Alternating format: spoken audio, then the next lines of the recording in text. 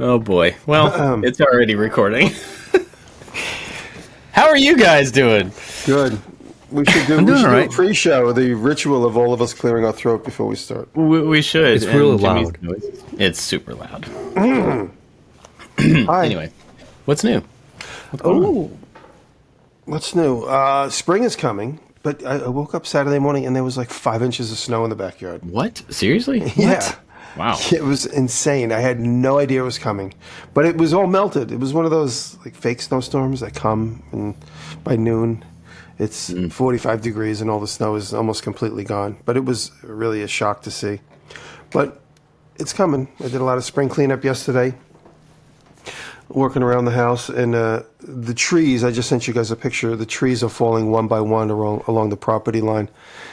My house is big colonnade of trees around the whole thing, and all the trees that face to the west get the easterly wind, and one by one the trees are falling over. I lost 3 big giant trees, but the good thing is, this is going to lead into what I'm going to start working on. With the sawmill, I'm able to take these trees. I haven't done it yet, but I'm harvesting the ones that have fallen down, and I'm taking them into 10-foot sections, and I'm going to make the porch poles. And I brought this project up, but by the end of the summer, I'm going to have 9 porch poles for the back of my house. My front porch, I bought porch poles last year from a company in Canada. This year, I'm going to make the same design myself for the back. And the ones in the front are all pieced together, bits and pieces of pine. The back are going to be solid, so I fully expect them to crack and all that kind of checking and stuff, but that's going to be part of the charm. So I'm going to let that happen. So these trees that I'm harvesting have been dead for a year. One of them fell over yesterday. I don't want them to fall over, but I just don't have the time to cut them down. They're like 60, 70 feet tall. And the one that fell over yesterday has been dead for about 3 years. And I went to the root ball. I sent you guys the picture. The root ball gripped up out of the ground. And I went to the root ball, and there's a couple of the roots are broken. And I touched them, and they're dry as a bone. So this tree is like standing dead. So when I sawmill them, it's not going to be all spitting water and stuff. So I might be able to get right to work. Just excited. So today I'm going to do that. I'm going to cut that tree up. And this week a video that I'm putting out is about the Harvey bandsaw, the new Harvey bandsaw that's coming out. The intelligent 15-inch Harvey bandsaw. So I do a review and test of that. That video will be out Monday, I think, because it coincides with their release date. That's got AI built into it, right? It's AI. It's actually hands-free. It's the only hands-free bandsaw that's out there. Yeah. Cool. You can't release a new product without AI integrated into it. That's right. It has to. No, it doesn't have a hands-free bandsaw. I don't want to get mad at me. It's a joke. Hands-free bandsaw. No, it's the intelligent bandsaw, and there's computer controls to give you some guidance as to how to use certain parts of it. Basically, the biggest feature is the tensioning.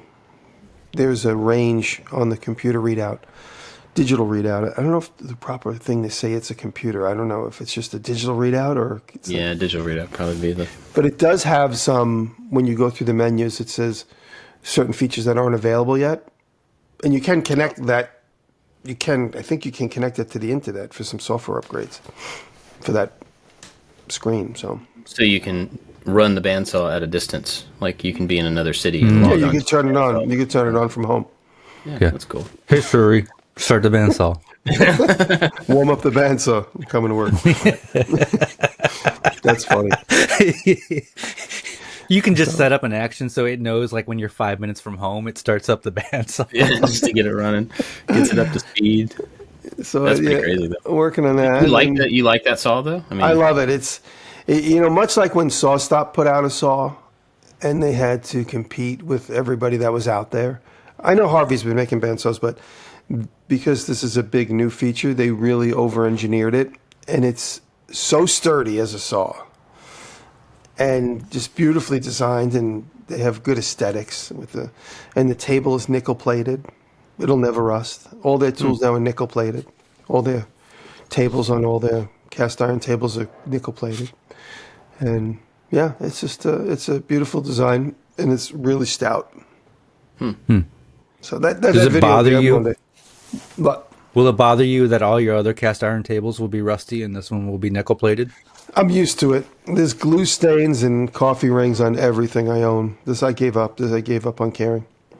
You can. I'm sure you could grind that nickel plating off and make it rust just so it fits in with everybody else. Yeah. I'm gonna belt sand it off so it's gone. That's funny. Cool. David, what have you been up to? Well, I haven't done much since we last chatted because we went away for a few days and just stayed in a little A-frame cabin, and I posted it on my Discord and on my Blue Sky account, and everybody's like, "Oh, Bob's going to be jealous because you've been wanting to build an A-frame." When you sent it to the chat, I was like, "Oh, here we go, Bob. This is it. And that was from you. I was like, "Oh." Yeah. And that was fun. Cool. It's a tiny little cabin, but a very efficient and good use of space. So yeah, I was thinking the other day after you sent that, I was talking to my son about, we were out at the farm and I was talking about how, I'd wanted to do the big A-frame right there, and I had always kept in mind that I need to sleep 6 people, so it has to be kind of a certain size and everything. And he's like nearing the end of high school. He's not there yet, but he's close, which means my kids they're really close to start leaving the house one by one. So I was like, do I need to make it for 6? Or could I just make it smaller? So, anyway, go ahead. Sorry. Yeah, and that's basically it. It was part of Kelly's Christmas gift, and it was like a little Airbnb in Eastern Ohio. And I didn't realize that I was just a few minutes away from Kime Lumber. If anybody is familiar with Kime Lumber, it is like it's like a Target size store for woodworkers. So think Woodcraft or Rockler store, but the size of a Target. And then within there is a huge lumber store as well. I was there maybe 8 years or so ago, and it's a massive place, but we didn't have time to go. But if you are ever in that part of Ohio, you should go visit that place because it's mind-blowing. I'm actually going to be in Eastern Ohio for some soccer games. I don't know, next month, the month after, sometime. So maybe I'll have to sneak away and try to make it over. That'd be cool. Nice. So tell me about the A-frame. Like, because you sent me that picture of it, but, Yeah. It looked like it was honestly, it looked like a photo that you found on Instagram and you were like, haha, this is the place we're staying. Because it was like on a lake and had a bunch of beautiful trees behind it.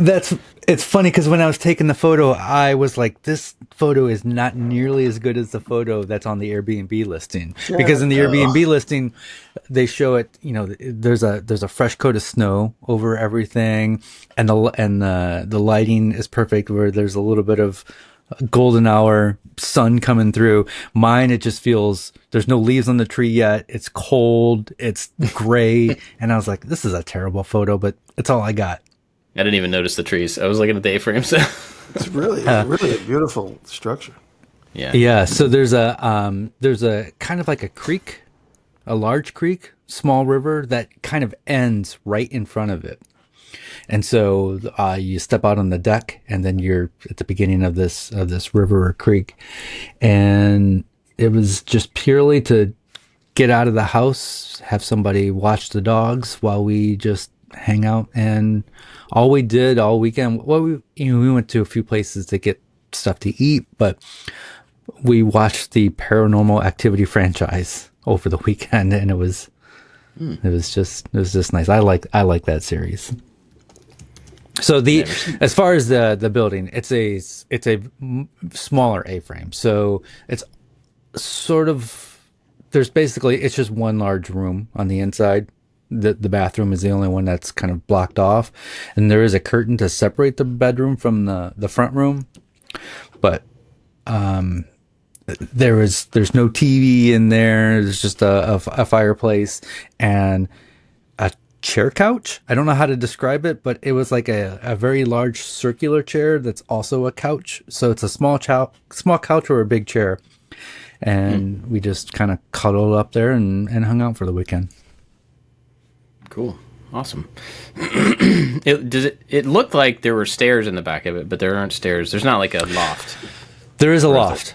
And the stairs, this 49-year-old man went up the stairs one time, and that was good enough because the stairs are not regulation stairs. They're really small steps, and they're really high between each step. And you get up there, and you're like, oh, this is cool. There's like a bathtub up there, and it looks out over where the sun would be setting. But I just didn't feel safe using those stairs. Gotcha. Yep, that makes sense. Yep. Did I tell you guys I played soccer a couple weeks ago? You played soccer. I played soccer. So we have this place near us that's it's like a sports facility, and it's a local place, and they have basketball courts and they have an indoor soccer court, and that's where my kids play indoor soccer. And they have an adult league. My wife has played in the adult league several times. I have never, ever played a game of soccer. Well, I have now, one. But before this, I had never played. They have this adult play, once a week, every Thursday or something like that. And so adults can come, you pay $5, you just go and you pick a side, and people rotate on and off the field, and you play as much or as little as you want and whatever. The problem with it, and the reason I've never done it before, is because, this is a really long way around, is because it's, quote, adult, meaning 18 and over. So if I were to go out there, it would be me playing with a whole bunch of 18-year-olds, and then a bunch of like people in their 20s who feel like they're 18, and then a bunch of people in their 30s who feel like they're in their 20, and then me. So I don't ever go out and play with them. I have been coercing the people I know that work there to like, hey, you should do like an old people league, like old being 30 plus or 35 plus or something like that. I was shooting for 40 plus, but we didn't get enough people. Anyway, so they decided we're going to do a 30 plus, just you show up, pay $5 and play. And so Jenny and I went, this was a couple weeks ago now. And I watch a lot of soccer. I've seen a whole lot of games. I know the game. I understand how to play. I know the rules. I'm fairly fit, but I just don't have experience there. So I just jumped right in and played with a bunch of dudes. She was the only woman there. Played with a whole bunch of dudes who have obviously been playing soccer their entire lives. and I actually did all right. I mean, I probably didn't do well, and I definitely made mistakes and caused goals and stuff a couple of times, but I did score once. Which was cool. That felt really good. But today is Wednesday. That was 12 days ago. No, 11 days ago. It was the Saturday before last. Okay, that's how long it's been. I can still feel that game in my quads. And it took me easily a week, if not longer, to not feel completely sore top to bottom. I mean, like, my shoulders were sore. There was a spot in my chest that, like, muscle that hurt because I got knocked down or into a wall or something. Like, it was rough. And they're doing this a couple more times, and I'm honestly trying to decide whether I want to take the abuse. So stairs, I get it. Like, I understand. But I did finally play one. So that was kind of cool. My house is 3 floors, and I've been to the top floor of the house maybe about once a year. I go up there to make sure there's no raccoons living up there. So you just have a bunch of space then you're up there sore for a week. I'm sore for a week. You just have a bunch of space up there that doesn't get, like... There's 4 bedrooms up there, but people go up there. I just never go up there. Gotcha. People are like, hey, what's that thing in the room? I'm like, I haven't been up there in about 12 months. What would describe more to me? I'm like, I'm not sure what that is. Send me a picture from the top floor. No, the cleaning lady goes up there. It gets utilized. But I just never go up there.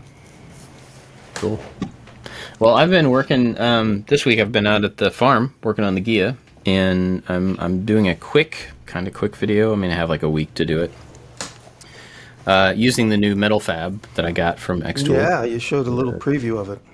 Yeah, man, it's crazy. I mean, I sent you guys some stuff. I put a little bit of stuff on Instagram, and then on our Discord, I've been showing like some more tests and stuff. But it's wild, and I know that I talked to somebody the other day on Instagram that said they've been doing laser welding for 15 years professionally or something like that, and it was a whole different level of. It was like, oh man, I wish I could find that. I don't have. It makes for terrible podcast to look through Instagram messages to try to find things. But basically, it was like really, really fine detail, jewelry scale, laser welding. It was just unreal. But he said 15 years or something to that effect, and I had no idea it had been around that long. So that was, I didn't know that either. It's crazy. yeah, it was kind of interesting to find. But maybe it's being ramped up in power in the last few years or something. I don't know. Probably affordability. You know, I tell the story once in a while. In 2000, what was it? No, I was still in my old shop, so it was 99, 98, 99. I found a CNC manufacturing company in Queens, New York, and I went to go look at a CNC machine, a 4x8 CNC machine. It was like $110,000 at the time. It's like, yeah, I couldn't even fathom it. Yeah, that's pretty wild. That was way before the wave, and so these things become more affordable over time. It was Jerome Kelty. That's who it was. I just found it. Yeah, and some of the pictures he sent it's like jewelry and things on top of a dime. There is a TIE fighter from Star Wars, the spaceship, that is about a third of the width of a dime. Whoa. On top of a dime. That's how small, wow. And like, it's just wild. Anyway, so I've started testing this machine on the Gia, and it's interesting because I'm trying to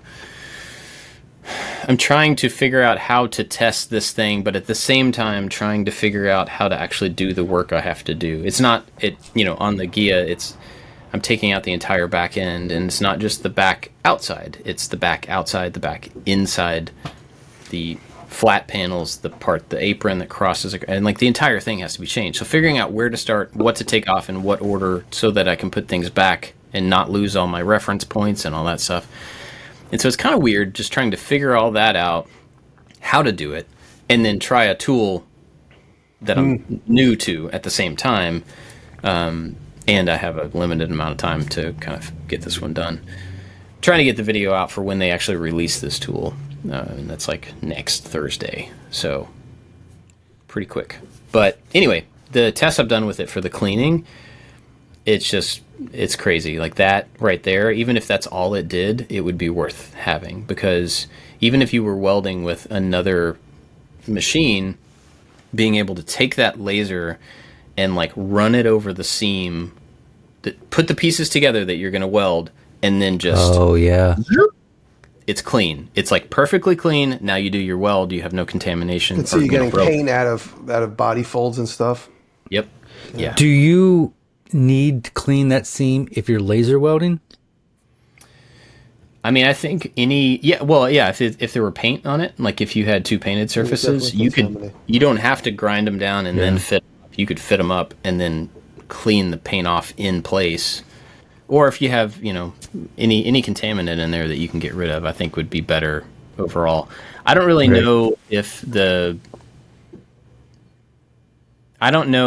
laser is enough to like really, the welding portion of it is enough to really remove everything, because the laser at that point is smaller and it's focused on the welding wire. Mm-hmm. And that really fine point of where the weld is happening, versus with the cleaner, you have I think it's 2 mil or 4 mil wide band, and so you're moving that band back and forth and cleaning off, like a stripe at the same time. So you get a much bigger area. But I don't know. It's crazy. I feel like it's the type of machine. I don't want to say it's the machine, because I know there are other machines that are going to do basically the same thing. It's the type of combo machine that if somebody wanted to get into metalwork, you could get that and have pretty much everything you need except for extreme cases. That's kind of how they're marketing this machine. I think normally we look at combo machines and we're like, you don't really want a combo machine because it's going to be kind of crappy. You're comfortable with one thing and you never do the others. That's really what happens with those machines. Yeah. But this one looks pretty incredible. I saw an Instagram post the other day, somebody using it, and they said my son or daughter, I don't remember, never welded, and then showed their first aluminum weld, which is notoriously much harder. And it was just like a perfect little bead going all the way down Yeah. this thing. And it just makes it look so much easier and takes away a lot of the friction. Remember last week, Jimmy, I mentioned this, and you asked if it was one that it would push the gun, and I didn't think it was. Turns out it is. And so the welds that I showed you guys were, you just have to hold the gun at the correct angle, and once you get it at the correct angle, then the force of the welding wire coming out will push the gun backwards. And so you pulled it. There's 2 triggers on it. There's like a grip trigger and then a finger trigger.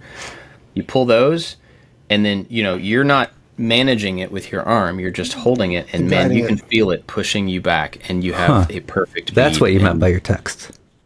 Yeah. Wow, that's cool. It's just wild. I don't know. So I hope that I can take advantage of it, and I'm excited about taking advantage of it, to What make is some the progress. cutting surface of the enclosure? There's an enclosure you put the handle in. Yeah, so the CNC portion of it it's just a big open bed. Like it's a big box 3 that by has 3 or 2 by 2? Like, what is the cutting No, I surface? think the cutting area is 2 by 2. The area is bigger than that because the gantry Yeah. has to move and all that type of stuff. But I think the cutting area is 2 by 2. Mm-hmm. And it's got, the steel kind of grate that you can move back and forth, or you can just open it up. It's got some, which I haven't tested this yet. It's got these plate mounts kind of thing. They're like clamps on the sides, and you can lay a sheet within them and clamp it down and then move that up and down to get it right. And so then you can cut pieces out of that without having the honeycomb or anything underneath it. You can just take an open space. And then there's a drawer at the very bottom of the whole machine. So it can cut a bunch of pieces out. You pull the drawer out at the bottom, and all your pieces are laying down there, just like good to go. So I think you could use that portion of it in a couple different ways, depending on what material you're using to cut from. But my big compressor that I got out there has a leak in. This is the second leak that this thing has had, but it's got a leak in the control valve, and so when you fill it up, it's just like all the time. That's annoying. And it will hold enough pressure to be usable, I think, but you have to have a whole lot of air blowing into the CNC or into the cutting head. You got to also make sure the air is dry, because I'm learning that with I know that with my plasma cutter. And they sell a dryer with this kit, so That's good. I got a dryer, and you just have to run whatever source you're going through there. So I'm using argon for the welding. That's what they recommend, that or nitrogen. But I got a big argon tank the other day, and then Nitrogen for the cutting? no, just compressed air for the cutting. That's what they recommend. Yeah, and they sell a compressor. I already had that big one, but it's kind of working, kind of not working. So that's gonna put my testing for the cutting on hold a little bit until I can get that worked out. But anyway, so that's what I'm doing this week. I got to head out there as soon as we're done here. And then, we talked about like commission work. And I said that I never really do that type of stuff. I actually took on a commission project for a friend of mine. Get out of here. Yeah. And it was funny because I think I took it on either right after that show or maybe even before, and I just didn't put together that it was commission work, because he and I have been talking about it for a while, and he owns a bunch of properties, has a bunch of tenants, and wanted some stuff to put on the walls and everything. It's just like structural type display stuff. And so it's really simple. But the irony is that I have to cut a bunch of 4x8 sheets, a bunch of holes, like pegboard type holes in a bunch of 4x8 sheets. And I swapped my 5x10 CNC with my friend Andy. So now I have to hire Andy to use my old machine to cut the pieces that I need for somebody else, which is fine. I don't have to do the work, which is, it's cool, but it's just kind of ironic. So I'm doing that, and then I have to do a whole bunch of other stuff here myself next week, I guess. You could be like a contractor and just take on the job, and then everybody else you hire, like a contractor has a drywall company and an electrician and a flooring company that they work with. I'd be all right with that. I mean, yeah. That's fine. But it is kind of cool doing something for this friend of mine, because he does have a bunch of properties and a bunch of different types of businesses and tenants. And so I think, and we've talked before about making, one time he wanted me to make 10 arcade cabinets for this business he was opening, and I ended up not being able to do it. But I think it's one of those people that, like, I know, well, he trusts my ability. He's always going to have new things that come up that are kind of interesting. And so if I were to do commission work, it would be for somebody like that, not just, random Facebook, hey, can you build me a book, this kind of stuff. So that's something new, and we'll see. I mean, I may not do any more of it, but I'm working on one of those right now. But I'm doing that, working on the car, finishing up the video, the edge banding thing that's going to come out this weekend. And I have a whole bunch of course shooting that I still have not finished, that I still have to do. The schedule's got a little... Personally have this thought in the back of my head of wanting to do commission work in the future, not now, but when sponsorships eventually dry up, I'm going to need another source of income. And I think, in my later years, it would be really nice to build high-end furniture for high-end clients. And maybe that's my retirement. We'll see. Yeah. So call out right now to high-end clients. Go ahead and think about the furniture you want, and then you can get David to build it. Only high-end clients, please. That's right. There's always what comes first, the client or the project. It's always easier to sell a project you made versus trying to please somebody's expectations. Do you think that's true? I don't know about that. No, I'm saying if you make what you want that you know is useful, and then offer that for sale. But if you do both, you do what comes through the door. But it's always easier to sell something that's already exists, because then people can't nitpick it after they paid you. Well, I think there's an argument to that. I've dealt with clients in various jobs throughout my life, and they've always, not always, but they can be a pain. It can be a huge stress point. But making something and then selling it has its own difficulties.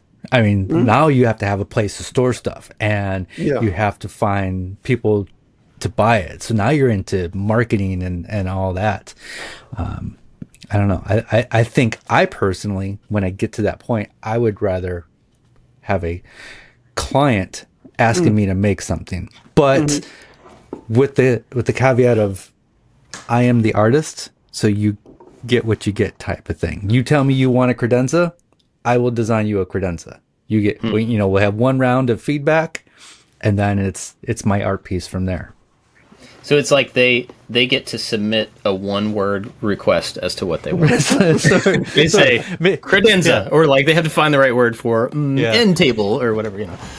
It's obviously that is a dream world, but sometimes dreams come true. So I've willed my way into this position. I can probably will my way into that position too. I would think so. You think about like big artists, like nobody would go to, I don't know, Jeff Koons or Banksy and be like, I would really like a painting of a dog holding a bone in its mouth while wearing, you don't do that. You go, can you please paint me a Banksy? Yeah. And then you get a Banksy, right. And like, that's it. So I think obviously they're pretty far up there, but I think you could kind of aim for that. I mean, if people want Picciuto work, that's what they care about. It's not that they care about that it has Picciuto ski. I'll take that. Yeah. Well, we had a message, and I can't find the message. So whoever sent this on Patreon, I apologize, but I cannot find the name. I looked beforehand. But the question was something around if any of us have ever found the one. And I don't think they were talking about our people. I think they were talking about like the one bandsaw, or the one digital note-taking tool, or the one guitar. Yeah. And so we kind of briefly mentioned this before we started recording. And I think the thing that's actually interesting to me about the question is less about what is that one thing that you found, and more about how do you decide what criteria makes something the ultimate, the final. Yeah. Because it's different for everything that you're talking about. It has to check a lot of boxes. Yeah, but the boxes are different. And I think that's yeah. the interesting thing. You know what I Yeah. mean? Like the boxes on a guitar. I'm looking at the guitars I have here hanging on the wall, and I have more than I should say. I have a lot of them, and I don't know that any of those are the one, except for the one of the ones that I made. And it's not perfect. It probably doesn't sound as good as the rest of them, but it's the fact that if I were to have to sell off all my guitars, that's the one that I would have a really hard time selling off, because there was a lot of satisfaction in making the shape and doing all of the things about it that made it kind of unique to me. And Yeah. but it's hard for me, back to the boxes, it's hard for me to say why that one. Like, what is it about that thing that makes that be the one that I would want to not get rid of? So, I don't know, that's the way I'm thinking about it. But have you all ever found the one of anything? Well, you talk about bandsaws, and the bandsaw that I got last summer, the one that Keith Rucker restored, which is a 48-inch wheel. It's from 1890. Fay and Egan. It was in a factory that manufactured train cars. It's got a great history. Keith did an impeccable restoration, which is all he ever does. And now it's mine. And it's insane. And I want to build a building just for it. And that is something I want to do. I want to build a building here in the backyard that is just dedicated to that. And when you use it, I did a video recently for the car restoration, the Woody restoration, which is still moving behind the scenes. The Woody restoration, I cut the roof ribs on it. And it's insane. It's rock solid. He balanced the wheels. Nothing vibrates. You could stand a nickel on it. The thing must weigh 4,000 pounds all put together. It's huge. It's oversized. It's a piece of history. So when I turn that on and I start playing with it, I'm like, yeah, this is incredible. But then I sit at the bandsaw, the new Harvey bandsaw that I talked about, and that's rock solid, and it's probably 1/5 the size of the other one in the amount of volume it takes up. But that's a great saw too. So the one depends on those boxes, like you said, the boxes it checks. Is it the one? I'm not sure. I just got a new plasma table, which is great. It's still just figuring out the nuances of setting up cuts and stuff. It's all just user training. And then that's a great machine. And then I also just got a new Aeon laser. I got a new, I think it's called the Nova 14. It's 130 watt, cuts right through 1/2-inch plywood. No problem. Probably go through 3/4 plywood, but I haven't tried it yet. But when I make something on that, whenever you make a successful cut on a laser or a project on a laser, you just go, I feel like a superhero. I could do anything. Yeah. You start thinking of all the different things you could do. And so I've certainly felt the feeling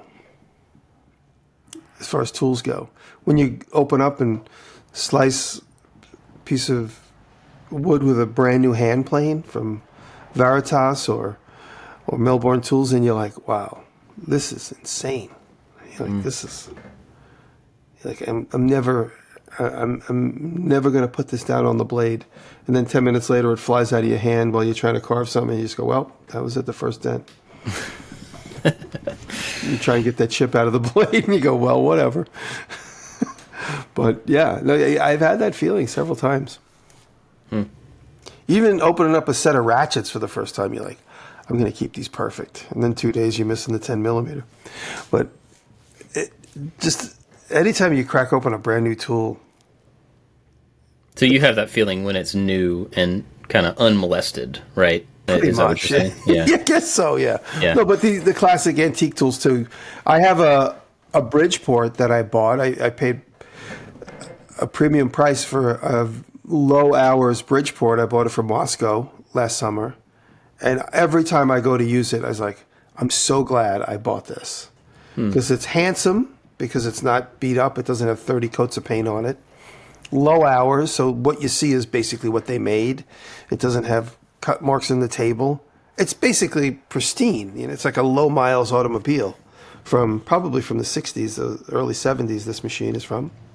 And every time I use it, I'm so happy that I got it because, like I said, I can do so much on it because I had all these rinky-dink drill presses, and I was like, let me just get a Bridgeport because I could do woodwork on it and I could do metalwork on it. It takes up one footprint, and in both cases, it's the ultimate drill press, and metal and wood. And every time I use it, I'm so happy that I got it. Like I said, I paid a little bit more than I wanted to for a Bridgeport, but this is one that was in really beautiful shape.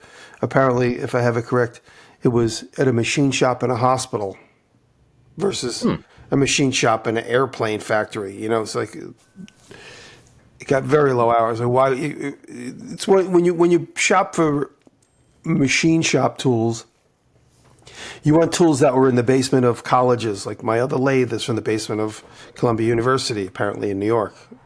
It was like in the building's machine shop. And same with this Bridgeport. These are very low hour machines. Nobody even knows how to use them past 1965.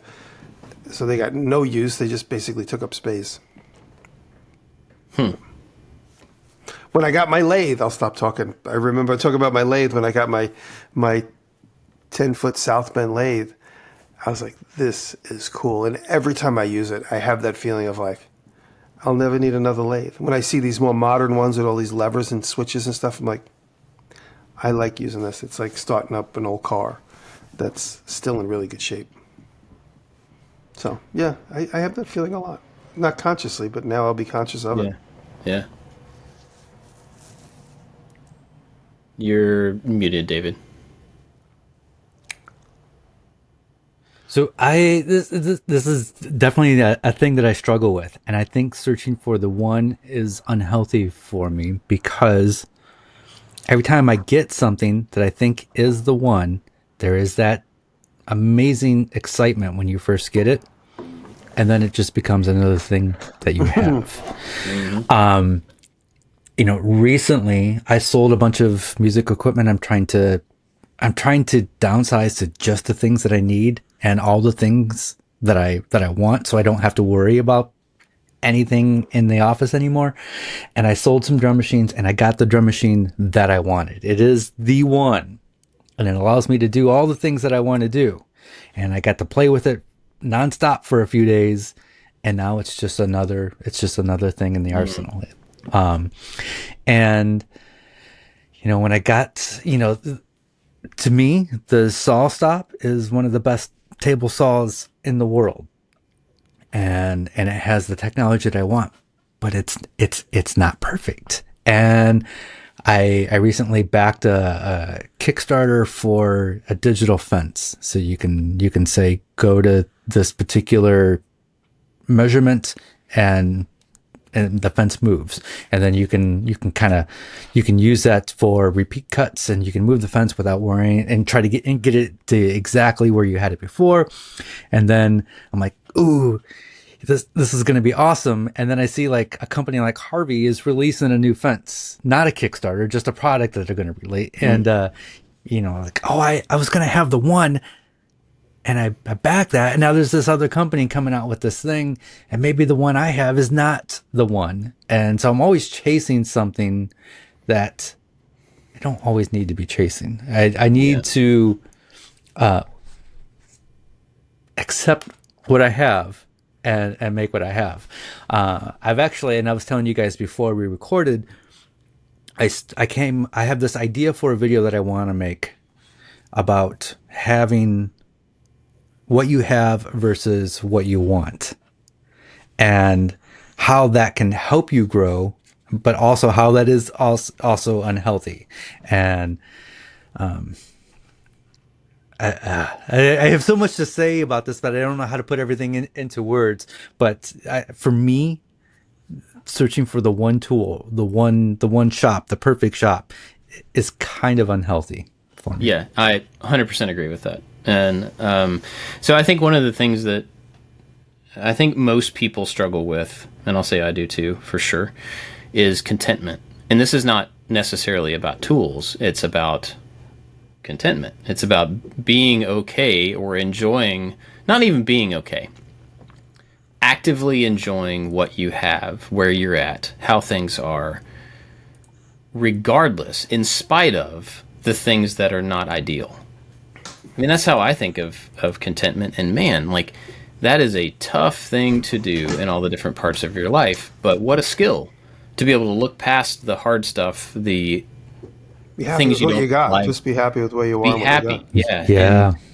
And that can make every moment, every relationship, every tool, every shop, every project, every car, it can make everything better, more enjoyable, if we can somehow learn to be content. And that doesn't mean be complacent. That doesn't mean like put up with garbage that you don't need to put up with. I'm not saying that.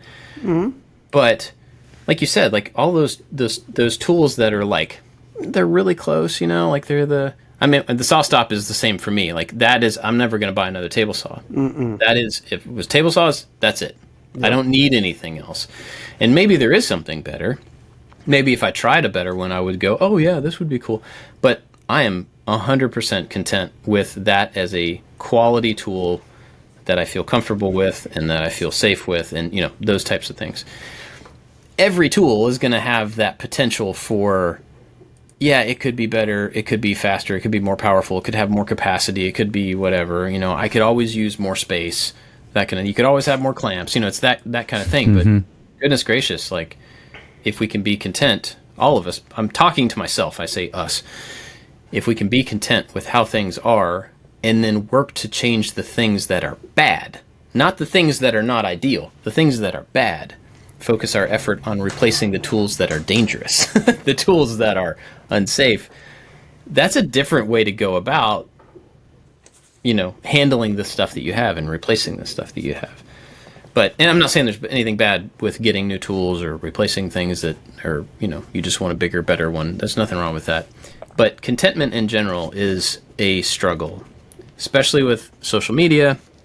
It's easy to look at everybody else's life or situation or skills or whatever and feel uncontent about your thing, you know. Yeah, I don't know. I don't really have a whole lot to say, but I agree with you that it can be very unhealthy to constantly chase, you know, to just not be happy with what you have. And even recently, 5 or 6 months ago, I made this desk organizer, and I was taking notes on what I wanted for this desk organizer for a few weeks, so I could have the perfect setup at my desk. And then when I made it, I used it for a little bit, and I'm like, this is great. And then after a little bit, I'm like, it's not so great. I'm always searching for perfection and removing friction. And I don't know, I change, and my desktop organization is going to change. And so maybe it needs to be modular, and maybe I don't need the one. I just need. Okay, go ahead. I was just going to say, I am also learning that friction is okay.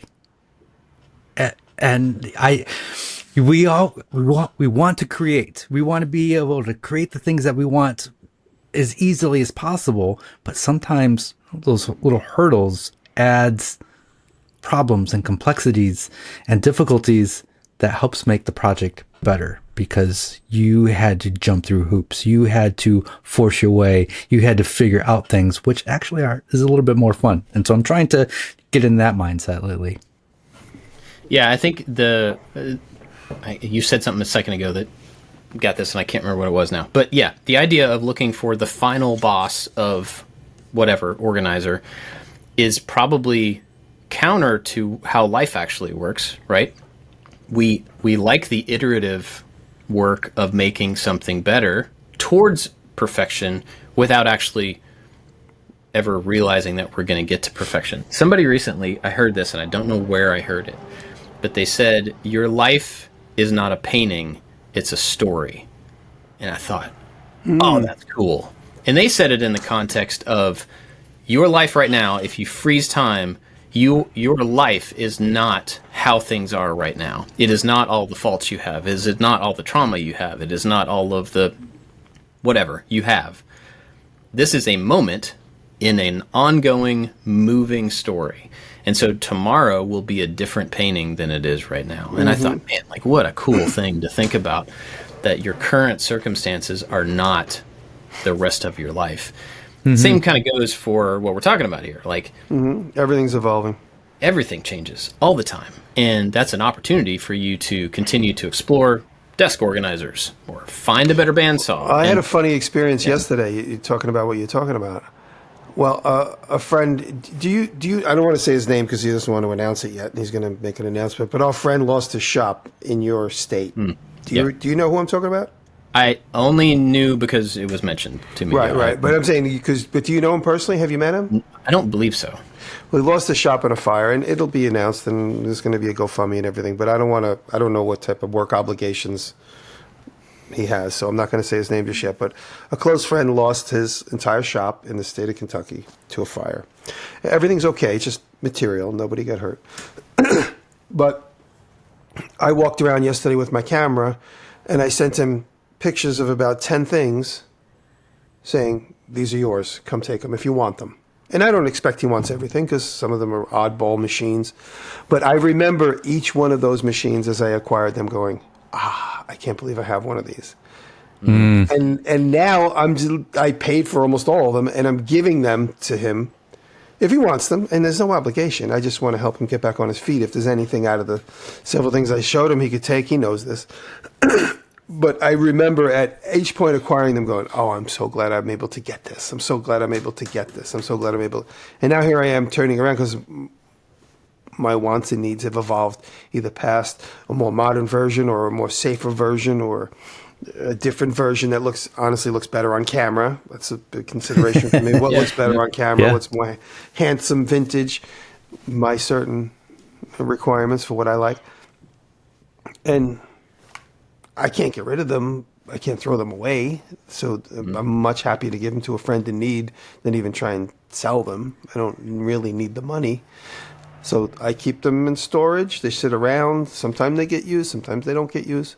But the bottom line is I remember that moment in time of being like, there's like a little bit of like, before I send a picture, I'm like, do I really want to get rid of this? Yes, I've moved past it. Do I really want it? Yes, I've moved past it. I have a lot of space. So I have a lot of things sitting around. So I feel that totally from a different perspective. I mean, I feel that way with tools as well, but like, we've talked about like my toys behind me, the toys I've collected over my life and stuff. And I don't really collect, I don't buy a lot of stuff these days, but I remember that feeling that you just described about those things, about collectibles, about things that remind me of my childhood. I remember finding that one figure that I couldn't ever get as a kid, or that one replacement part that, I always lost the thing from this guy and I always found this. And there's such a rush in the getting of the thing. There's not a rush necessarily in the having of the thing. And I think when that is the case, you have to, you should start saying like, well, then do I need to have it? If that feeling is not, now, like I mentioned the guitars before, having that guitar that I made, I hated making the guitar. So the getting was not the interesting part. The having is the interesting part. And I think that's why that is the one that I would want to hang on to versus, some of the other ones. Like, it was really cool to run across that 1969 Mustang and I bought it and that was great, but I don't play that guitar. So do I need to have it? Like, I don't know. But anyway, I feel that way. That same feeling about a lot of collectibles more than I do about tools, but it's the same thing, Yeah. So I don't know. The one thing is, for me, it's a lot more interesting to think about why we would consider something so valuable or final, or ultimate, than it is to think about whether we actually found it or not. Because I think for me, at least, there are very few things that I would say are the one that I would grab in a fire. and things that are manufactured and made like a tool, it's really, really difficult to make a machine that is the one, or a tool that is the one, because you have to make it for a bunch of people, and everybody is special. And maybe I think, that saw stop table saw is the perfect table saw for me. There's still imperfections about it. Mm-hmm. The dust collection on there isn't perfect. That is very true.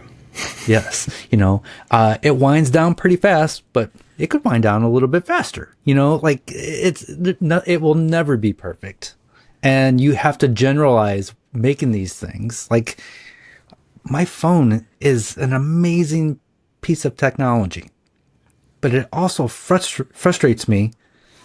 I don't even know what I was searching last night. I keep bringing up the Apple Intelligence Siri thing with some sort of hand gesture that I'm doing on my phone. And I don't even know how I'm doing it. And I don't even know. And I was searching last night, why do I keep doing this? And I was searching for the wrong things because I don't know what I'm talking about. And so I'm like, oh, it's just a thing that I'll deal with. But you have to make a phone for millions of people and not for a singular person. And so it's never going to be perfect, even though it's absolutely amazing. Yeah.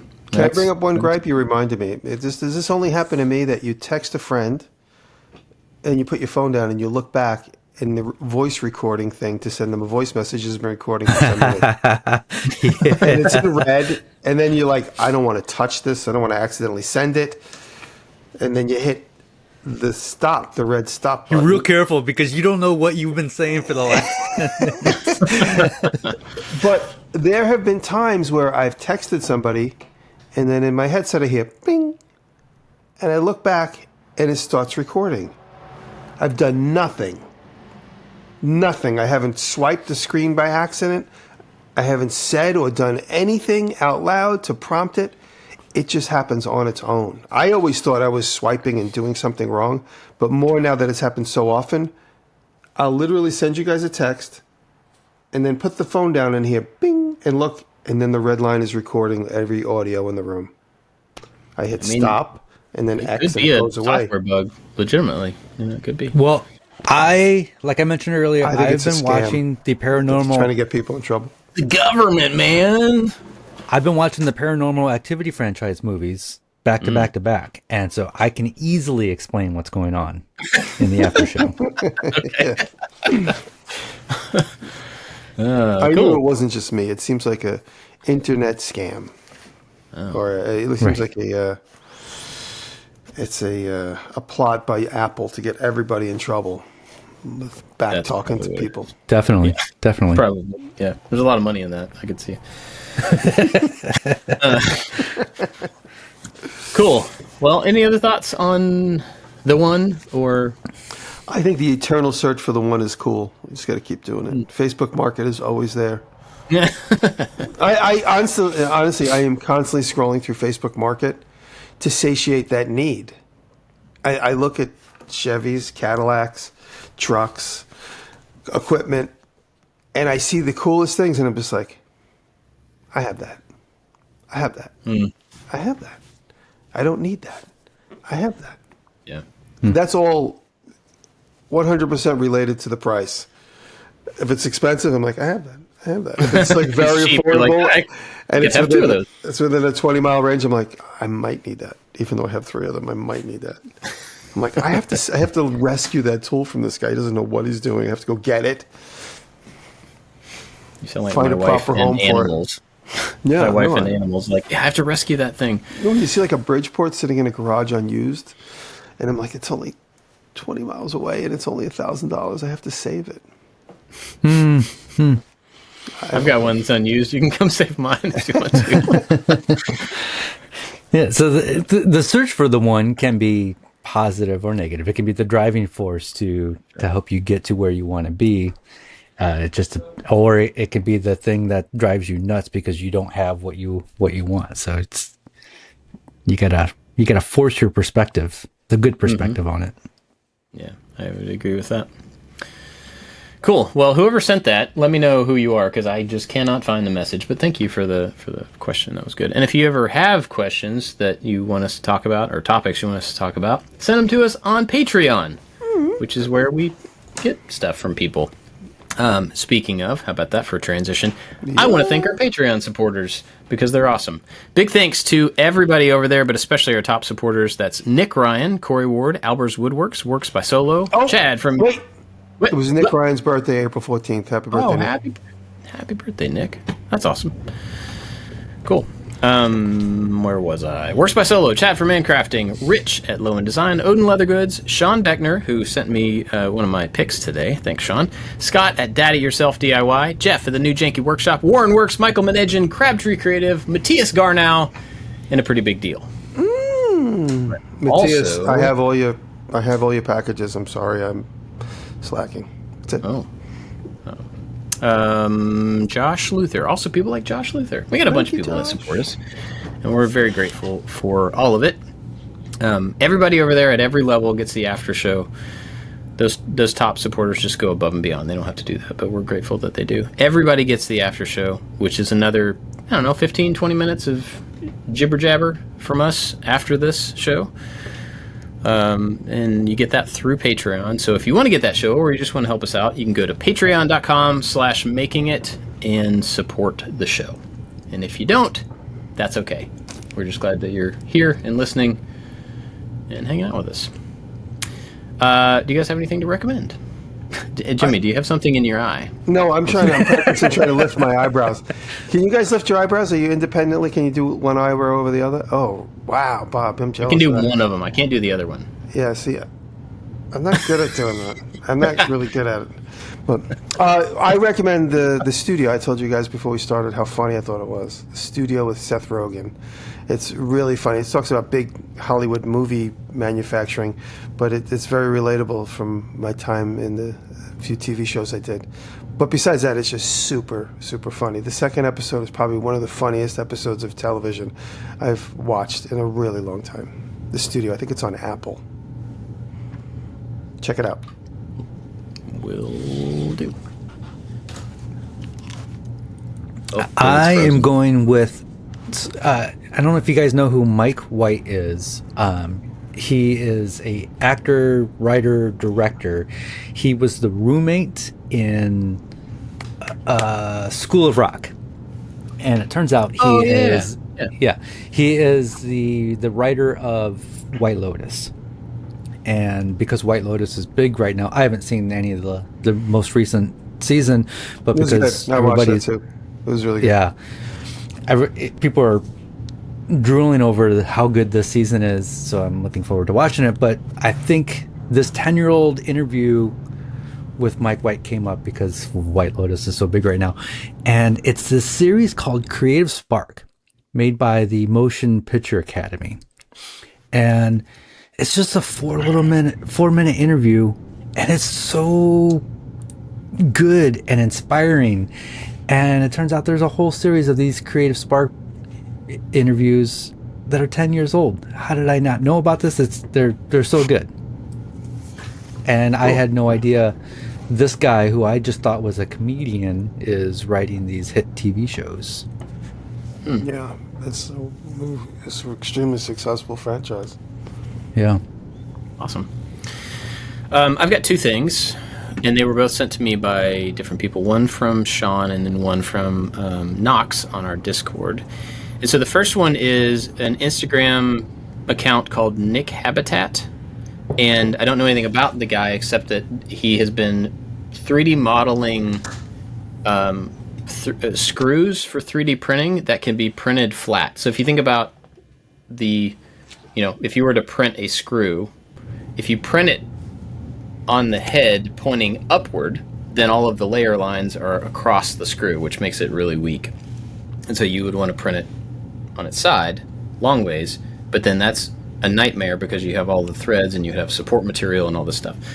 And I don't know if he came up with this. I think he found it somewhere else, but then has been working on it. But he basically sheared off two parallel sides of a screw. So it has threads on two sides and it's flat on two sides. And so then he made a normal threaded hole, but this flat screw will thread through there. And then so I think once he figured that out, then he's starting to iterate and expand and it was just a really interesting kind of aha moment that somebody had to make a cool way to print something functional that is otherwise kind of difficult to print. So that was one. And then the other one was sent to me by Knox on our Discord, and it was a guy on Reddit who made. Remember a few weeks back I made a little phone MagSafe phone mount that went behind my monitor and flipped up and everything. This guy saw the video and then made a way better version of it, and he put it on Reddit. And it's like, it's just a panel that slides. It's on a slide that has a lock in the up position and in the down position, so it comes down. And then he made a separate one, the same mechanism, but it's for the phone, like the watch charger. So it's a small version, and they're both up behind his monitor. And he put a little video of him working. So much better. Like, it's a way better idea than mine. But it was really cool to see somebody take the general premise and then like do their own much better version of that. And I kind of want to print his. Freaking love it when somebody takes something that I made and then it inspires them to make their own version, and then their version is so much cooler or better because it's inspiring to me. I'm like, oh man, I could have done that. I'm gonna take that little nugget and apply it to the next project. It's such a good feeling when somebody does that. Yeah, I agree. Cool. Well, that's what I got. You guys got anything else? I'm going to Maker Central, if anybody wants to come. Oh. May 17th, 18th. And then also there's another event at the end of May, 29th and 30th, in Ohio at Weaver Leather. I'm going to be there too. So look up Weaver Leather's Maker event, and then Maker Central. And then that's it. We'll talk about this in the after show. I got an email from Maker Faire, like a personal email, which is kind of interesting. We'll talk about that in the after show. All right. That's it. Thanks for listening, everybody. Thank you. Thank you. Love you.